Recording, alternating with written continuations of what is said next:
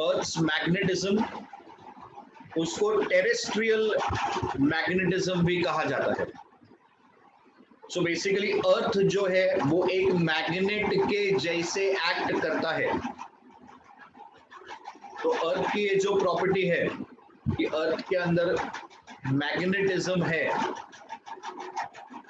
ये हम लोग यहाँ पर देखेंगे। तो see we from earth, this is earth for us. अपने को मालूम है अर्थ के दो पोल्स होते हैं, एक नॉर्थ पोल, दूसरा south pole, correct. So north pole हम क्या करते हैं, लेट अस से नॉर्थ पोल, ये हो गया मेरे पास south pole. So we draw a line which is passing through the two poles. क्या बोलते हैं इसको? Line which is passing through the two poles of the magnet, क्या बोलते हैं इसको? Very good विशाल, very good फिजा। इसको बोलते हैं एक्सिस। अब क्योंकि ये हम ज्योग्राफी के पॉइंट ऑफ व्यू से दे रहे हैं, तो इसका नाम होगा ज्योग्राफिक एक्सिस।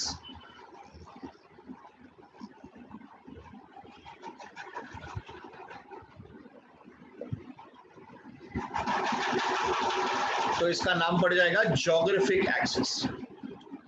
अब इसका जो परपेंडिकुलर बाइसेक्टर होता है, एक्सिस का जो परपेंडिकुलर बाइसेक्टर होता है, तो अपने को अभी चाहिए परपेंडिकुलर बाइसेक्टर। तो आप ले लो, ये लाइन ड्रॉ कर लो इधर।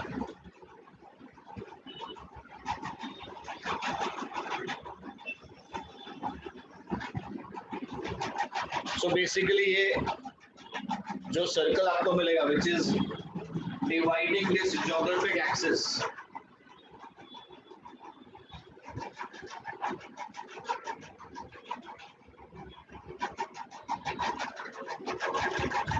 ये हमारा दूसरा टर्म है ज्योग्राफिक इक्वेटर। अब जैसे हमने ये ड्रॉ किया, उसी तरीके से अगर हम एक मैग्नेट लेते हैं, एक फ्रीली सस्पेंडेड मैग्नेट, बैकग्राउंड में आवाज हो रहा है? अच्छा। So if there is a freely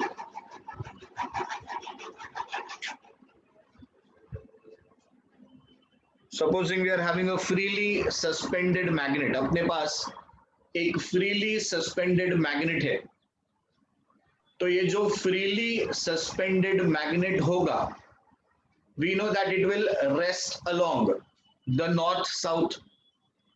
तो अर्थ का जो नॉर्थ है उस तरफ मैग्नेट का साउथ होगा, और अर्थ का जो साउथ है उस तरफ मैग्नेट का नॉर्थ होगा। आइडियली हमको लगता है कि वो यही लाइन पे आना चाहिए, बट इट इज फाउंड कि जो मैग्नेट के पोजीशन के हिसाब से, जैसे मैग्नेट रुकता है आके, वो थोड़ा सा टिल्टेड है, वो एग्जैक्टली इस फॉर्मेशन में नहीं आता है। सो फ्रीली सस्पेंडेड मैग्नेट, वी से it is resting along the north south direction. तो अगर आप इधर मैग्नेट दिखाते हो, तो ये जो लाइन है, ये लाइन रिप्रेजेंट करेगा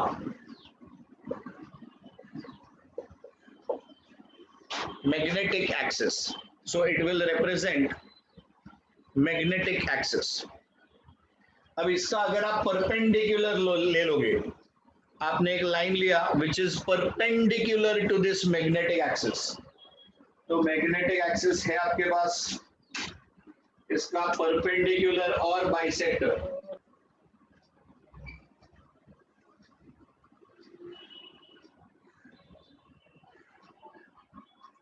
तो इसका परपेंडिकुलर बाइसेक्टर हम ड्रॉ करेंगे। तो ये वाला जो लाइन है ये हो जाएगा हमारा magnetic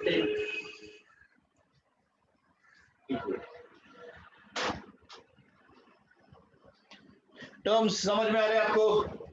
geographic axis, geographic equator, magnetic axis, magnetic equator.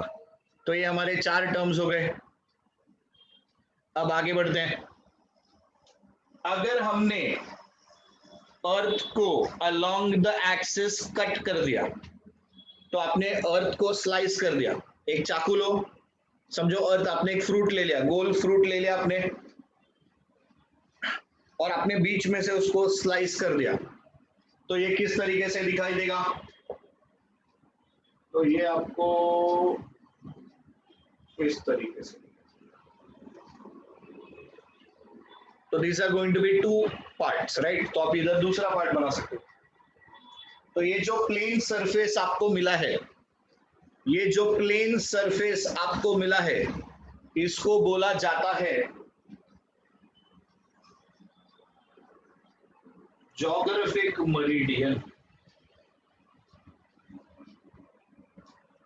So this vertical plane, so we are cutting along the axis, तो ये जो आपको vertical plane मिल रहा है इधर, ये हो गया मेरा जोग्राफिक मेरिडियन। तो देखो, पहला टर्म एक्सिस इक्वेटर जोग्राफिकली, दूसरा टर्म एक्सिस इक्वेटर मैग्नेट के हिसाब से, नेक्स्ट टर्म जोग्राफिक मेरिडियन। अब जो हमने यहां किया वो इधर रिपीट करो, यानी अगर आप मैग्नेटिक एक्सिस पे कट करोगे, मैग्नेटिक एक्सिस को ऐसा स्लाइस आउट करोगे, तो जो आपको प्लेन दिखाई देगा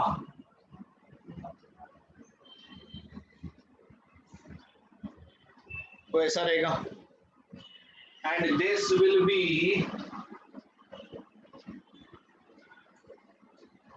मैग्नेटिक मेरिडियन। तो इसका नाम हो जाएगा मैग्नेटिक मेरिडियन। ठीक है, चलिए, क्या आपको जोग्राफिक मेरिडियन और मैग्नेटिक मेरिडियन, अगर हम इन दोनों को कंबाइन कर दें, तो कैनवी से आपको इन दोनों के बीच में कुछ एंगल मिल रहा है? या इन दो डायग्राम्स को अगर हम कंबाइन कर देंगे, तो कैनवी से जोग्राफिक एक्सिस और मैग्नेटिक एक्सिस के बीच में आपको एंगल मिल रहा है? तो ये जो एंगल है, इस एंगल को बोलते हैं वेरिएशन या फिर मैग्नेटिक डेक्लिनेशन। चलिए, लेट्स शो दैट।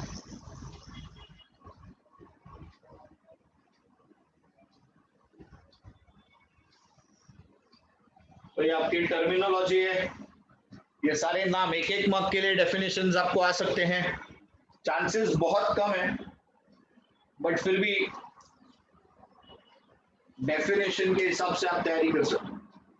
तो देखिए, ये आपका लाइन था, ये आपका geographic axis,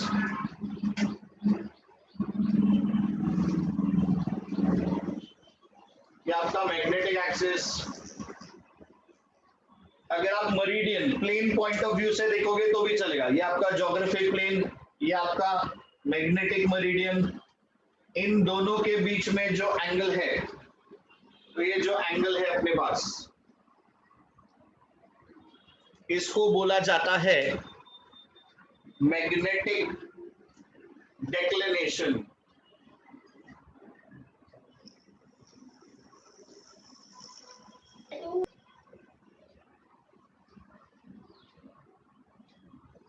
so this is अपना मैग्नेटिक डेक्लिनेशन, इसको वेरिएशन भी बोलते हैं, बट मेनली इसको मैग्नेटिक डेक्लिनेशन बोलते हैं।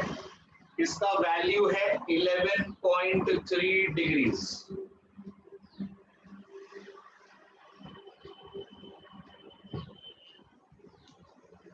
बाई चांस आपको जो ऑप्शंस दिया होगा, अगर वहां पर 11.3 ना होके 11.2, 11.4 ऐसा कोई ऑप्शन है, देयर आर 3 अदर ऑप्शंस, इसके थोड़ा आसपास का रहेगा तो भी यू कैन मार्क इट। आप फिर उसमें ये नहीं सोचना कि अरे हमको तो 11.3 बोला था, तो 11.3 से लेके 11.5 तक अलग अलग बुक्स में अलग अलग वैल्यूज दिए हुए हैं। तो ये आपका मैग्नेटिक डेक्लिनेशन का वैल्यू है, दिस इज 11.3। अब अगर आपके पास में आपका टेक्स्ट बुक रहेगा, So you can check page number 224, 225, 226. तो वो सीरीज में हम लोग ये करते जा रहे हैं, ठीक है। अर्थ मैग्नेटिज्म के हेडिंग में है ये। इसको जब आप पढ़ोगे या इसको याद करोगे तो आपका सीक्वेंस कैसा होना चाहिए, देखिए, this is the first diagram, this will be your second diagram, this is your point number 3, this is point number 4, और ये मैग्नेटिक डिक्लिनेशन आपको फिफ्थ करना चाहिए। तो ये 5 डायग्राम्स है। We have drawn this individually. Text book में what they have done is there is a single diagram which combines everything, तो थोड़ा सा क्लस्टर्ड लगता है वो, that is why we have done it separate. इसका एक पिक ले लीजिए आपके रेफरेंस के लिए। करेंगे यहां पर we will have the horizontal and the vertical components involve. So ये वर्टिकल एक्सिस हो गया, ये आपका हॉरिजॉन्टल एक्सिस हो गया।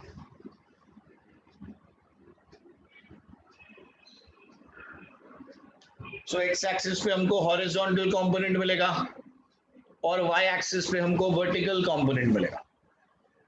अब जो आपका बॉडी है वो कहीं पर भी हो सकता है, अपने पास 4 क्वाड्रेंट्स है।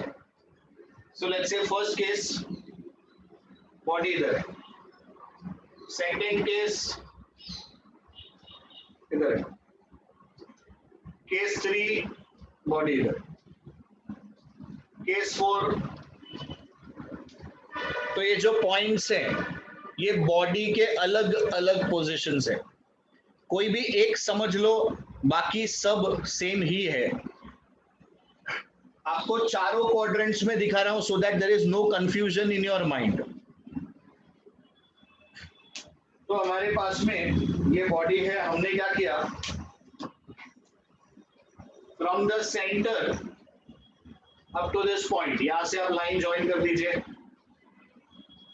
एंड लेट अस से this is the resultant magnetic field of earth which is acting on the body. तो ये अर्थ का सेंटर है, तो अर्थ का उस पॉइंट पे या उस बॉडी पे जो भी मैग्नेटिक फील्ड एक्ट कर रहा है वो आपको मिल जाएगा लाइन ज्वाइन करके। तो ये हो गया आपका बी। अब हम क्या करेंगे, वेक्टोरियली हम इस बी बार को 2 कंपोनेंट्स में स्प्लिट करेंगे। हम लोग इसको एक्स एक्सिस और वाई एक्सिस यानी हॉरिजॉन्टल और वर्टिकल, ऐसे 2 कंपोनेंट्स में हम इसको स्प्लिट करेंगे।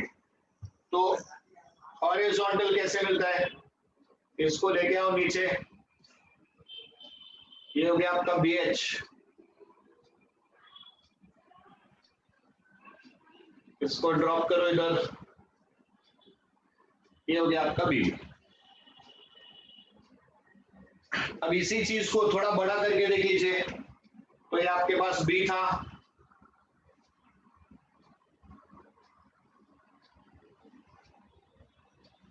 so this is your BH वाला component,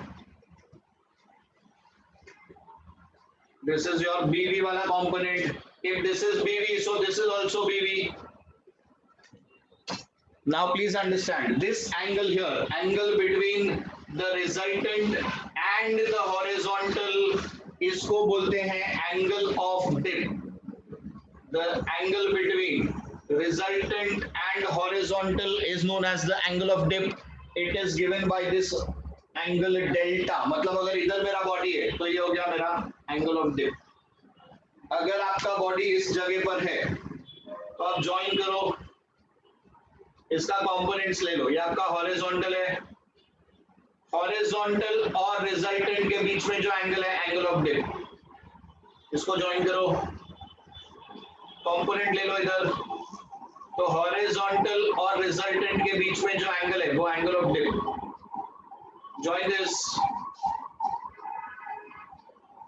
रिजल्टेंट और हॉरिजॉन्टल के बीच में जो एंगल है वो एंगल ऑफ डिप। सो यहां पर आपका ये जो डेल्टा है, this is the angle of dip. So it is the angle between resultant magnetic field and the horizontal magnetic field, इन दोनों के बीच में जो भी एंगल है वो है हमारा एंगल ऑफ डिप.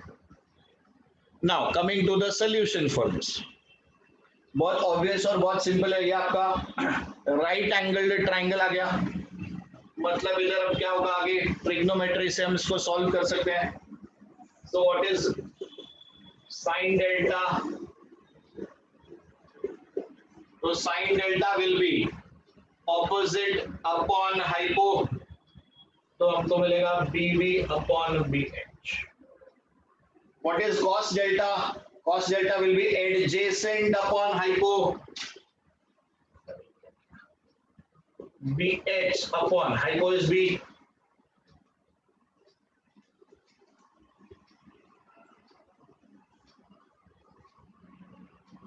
तीसरा फॉर्मूला देख लीजिए, टैन डेल्टा निकाल सकते हैं हम लोग. टैन डेल्टा क्या होगा? Opposite upon adjacent. Now since it's a right angled triangle, Pythagoras theorem involved है, so we can say B is equal to square root of BH square plus BV square.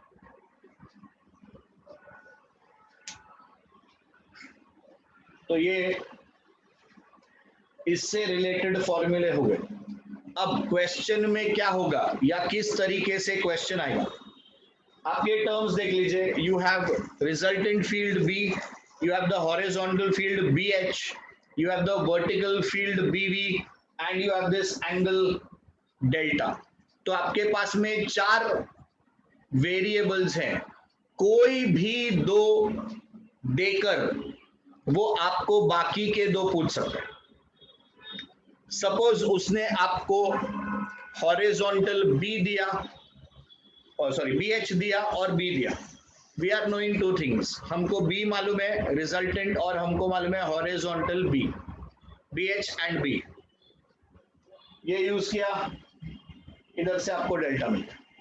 आपको BV और B मालूम है, use करो, इधर से आपको delta मिले. Once you are knowing delta, B मालूम है, BV मालूम है, इधर ये इसके अंदर डालिए, आपको तीसरा कंपोनेंट मिल जाएगा.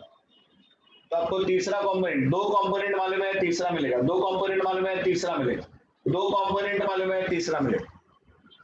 सो कोई भी 2 फैक्टर्स आपको दिया जाएगा, you will be in a position to calculate the other 2.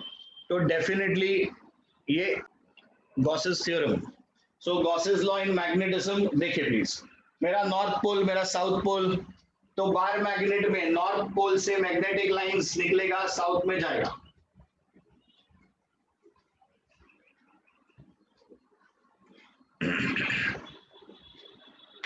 ठीक है. अभी ऐसा ही सेम सिचुएशन मेरे पास रहता है इस सोलेनॉइड में. तो हमने पढ़ा है राइट हैंड थंब रूल.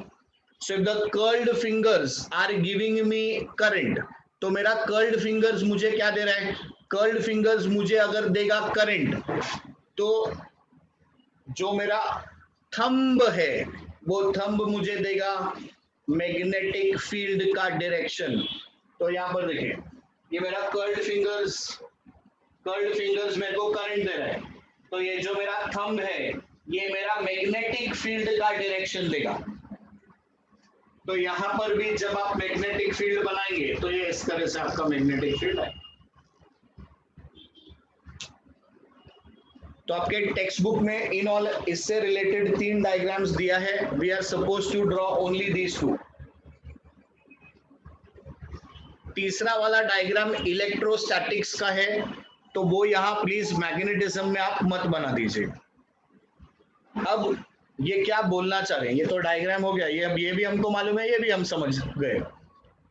तो ये गॉस लॉ बेसिकली बोलता क्या है? गॉस लॉ बोलता है ये जो आपके मैग्नेटिक लाइंस ऑफ फोर्स है, सो ये जो मैग्नेटिक लाइंस ऑफ फोर्स है इनको क्या बोलते हैं? फर्स्ट लेक्चर में हमने सीखा था मैग्नेटिक लाइंस ऑफ फोर्स को क्या बोलते हैं हम लोग? फ्लक्स. बहुत बढ़िया, very good Vishal. So magnetic lines of force को हमने नाम दिया है फ्लक्स. वेरी गुड फिजा. तो गॉस साहब का बोलना ये है कि ये जो मैग्नेटिक फ्लक्स है, बी मतलब मैग्नेटिज्म का फ्लक्स, ई रहेगा तो इलेक्ट्रोस्टैटिक्स का फ्लक्स जहां चार्जेस इन्वॉल्व होगा. So the integration, it's a closed path. We are taking a closed path of your BDS. BDS is the magnetic field in a particular area. इसका value मिलता है 0. ये Gauss साहब ने बोला. अब ये तो उनका स्टेटमेंट हो गया.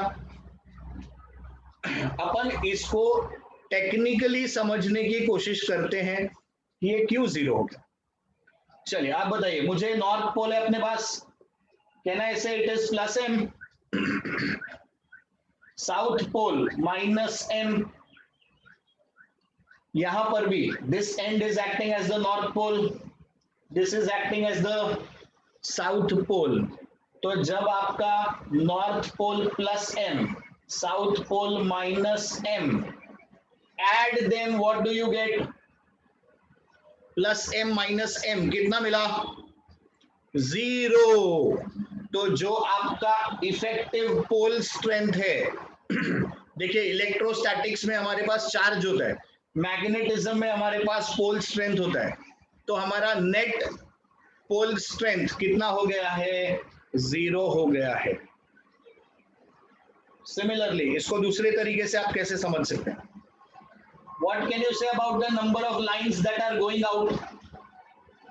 The number of lines going out from the North Pole and the number of lines coming inside the South Pole. ये दोनों equal है. तो is there any net flow? There is no net flow. जितना गया था पूरा का पूरा वापस आ गया है. तो जो आपका मैग्नेटिक लाइंस ऑफ फोर्स है, जितना निकल रहा है सेम नंबर ऑफ लाइंस आपके पास वापस आ रहा है. Therefore this value is 0. इससे एक और बहुत इंपॉर्टेंट चीज समझ में आता है कि जो मैग्नेट है it always exists as a dipole. अगर एक सिर्फ सिंगल मेरे पास होता m प्लस m या माइनस m, तो या तो लाइंस बाहर निकल रही होती या फिर लाइंस अंदर आ रही होती. क्योंकि ये दोनों हमेशा साथ में एग्जिस्ट करता है, तो इस वजह से हम बोल सकते हैं कि मैग्नेट एक डाइपोल है. ये हम गॉस लॉ से भी प्रूव कर सकते हैं. So this is